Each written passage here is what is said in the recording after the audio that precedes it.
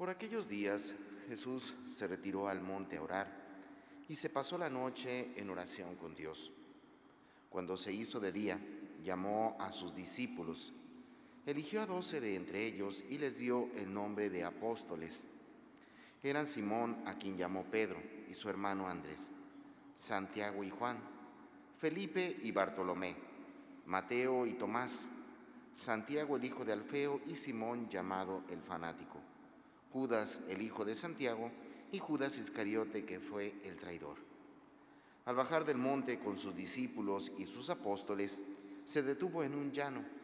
Allí se encontraba mucha gente que había venido tanto de Judea y Jerusalén como de la costa de Tiro y de Sidón. Habían venido a oírlo y a que los curara de sus enfermedades. Y los que eran atormentados por espíritus inmundos quedaban curados. Toda la gente procuraba tocarlo, porque salía de él una fuerza que sanaba a todos. Bueno, hermanos, el día de hoy hacemos un paréntesis dentro de nuestra liturgia ordinaria por las fiestas de Simón y Judas, apóstoles, que ciertamente dentro de la tradición tienen una fuerte significación, más aún cuantos de nosotros no conocemos o ubicamos una gran cantidad de personas que sobre todo son devotas a San Judas Tadeo, ¿verdad? Pero bueno, ese es un elemento aparte. Vayamos precisamente a la reflexión del día de hoy. El día de hoy se nos presenta un texto bastante rico en el contenido teológico, fundamento para nuestra vida cristiana, por dos sencillas afirmaciones que son elementos centrales para nuestra fe. El primer elemento es el hecho de reconocer que todos nosotros somos conciudadanos de los santos, pero por otra parte que también somos hijos de Dios. Vayamos sobre cada uno.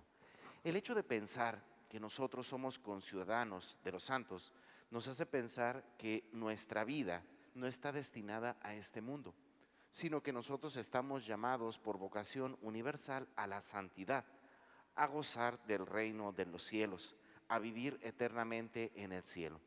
Esto como tal entonces debería hacernos reflexionar sobre cuáles nuestros objetivos, nuestras metas en nuestra vida ordinaria.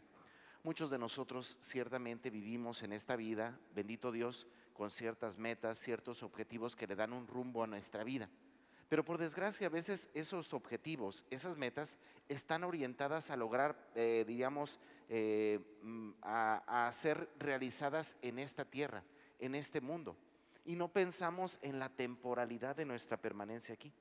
En el fondo, hermanos, todas nuestras metas, todos nuestros objetivos deberían estar puestos en el poder llegar a gozar de la presencia de Dios, el poder llegar algún día al reino eterno, al reino de los cielos. Eso implicaría hacer una gran cantidad de cambios, porque entonces entendemos que todos los parámetros que nos presenta la sociedad, que nos presenta el mundo como éxito, como triunfo, pues ciertamente están desvirtuados del objetivo único que es poder llegar a gozar de la presencia de Dios en el reino de los cielos. Sin embargo, no es solamente el entender que nuestro objetivo es llegar allá, sino también el entender nuestra naturaleza. Y nuestra naturaleza implica que somos hijos de Dios. Eso como tal le da una dimensión nueva a nuestro caminar, a nuestro actuar. Porque como hijos de Dios que somos, entendemos que también dentro de nosotros existe una naturaleza divina que como tal implica el ser reflejo de nuestro Padre, que es Dios. Implicaría entonces también en nuestra vida un cierto cambio de actitudes, de comportamientos que reflejen no solamente nuestra mera humanidad, si así lo queremos entender, sino que verdaderamente refleje nuestra adhesión a Dios, que reflejen, al igual que el Hijo, el rostro de Cristo en nuestras vidas. Por otra parte, en el Evangelio del día de hoy, escuchamos el llamado que Jesús hace a sus apóstoles. Y quisiera ponderar un pequeño elemento. Jesús, y siempre San Lucas lo enfatizaba, Jesús siempre que iba a iniciar una gran misión o que tenía una gran encomienda en su vida, nos dice que dedicaba un largo tiempo a la oración. Por ello podríamos a lo mejor cuestionar en este día cómo está nuestra realidad de oración. Hasta qué punto verdaderamente nosotros dedicamos, hacemos un espacio de nuestro tiempo para orar a Dios. Situación que ciertamente nos mete en grandes conflictos porque pretextos hay muchos. ¿Cuántos de nosotros decimos, es que en realidad vivo tan ajetreado, vivo tan lleno de actividades que no tengo tiempo. No tengo tiempo para hacer oración. Bueno, hermanos, primer elemento, para la oración no hay tiempo. Para la oración tienes que hacerte el tiempo, ¿verdad? Si no eres capaz de renunciar a ciertas acciones, a ciertas actividades en tu vida, nunca vas a dedicar tiempo a la oración. Eso implica, pues quizás a lo mejor al igual que Jesús, pues a lo mejor desvelarte o a lo mejor madrugar, ¿verdad? O renunciar a ciertas acciones, ciertas actividades en la vida diaria que sabemos que a lo mejor su provecho no es lo suficiente.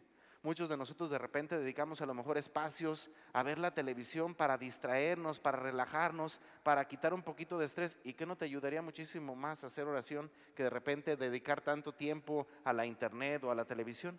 De tal manera que, insisto, hermanos, tiempo para la oración nunca va a haber. El tiempo para la oración hay que hacerlo, hay que buscarlo, ¿verdad? Porque ciertamente solo por medio de la oración se reflejarán grandes cambios o habrá frutos abundantes en nuestra vida. Pero por otra parte, en el ámbito de la oración, no solamente se trata de buscar el tiempo, sino también el hecho de entender que nuestra vida ordinaria, al pensar en los frutos, en lo que nosotros deseamos, tenemos que pensar siempre en cómo la gracia de Dios nos va llevando por esos caminos que tanto necesitamos para lograr esos cambios, para lograr lo que tanto necesitamos en nuestra vida. En ese sentido, hermanos, tenemos que reconocer que la oración no implicará solamente una ayuda personal, sino que en el fondo también es un medio para nosotros ir descubriendo los misterios de Dios, para también nosotros ir aceptando su voluntad y para con ello lograr lo que tanto decíamos al principio de nuestra celebración, el que la oración nos vaya configurando como hijos de Dios para poder gozar algún día de la presencia eterna del Padre. Bueno, hermanos, pues pidamos a Dios de manera especial en este día, por intercesión de los apóstoles Simón y Judas, que ciertamente la gracia de Dios siga ahondando en nuestros corazones, que nos ayude a permanecer fieles, a ser conscientes que nosotros no somos ciudadanos de este mundo. El hecho de saber que no somos ciudadanos de este mundo implica que estamos llamados a la santidad, a sabiendas de que al ser hijos de Dios, nuestra vida debe de ser un reflejo de Dios mismo. Y esto ciertamente solo se logrará si dedicamos un tiempo a la oración, para que sea en ese encuentro amoroso con Dios nuestro Padre quien vaya transformando nuestros corazones y nos prepare para este grandioso encuentro.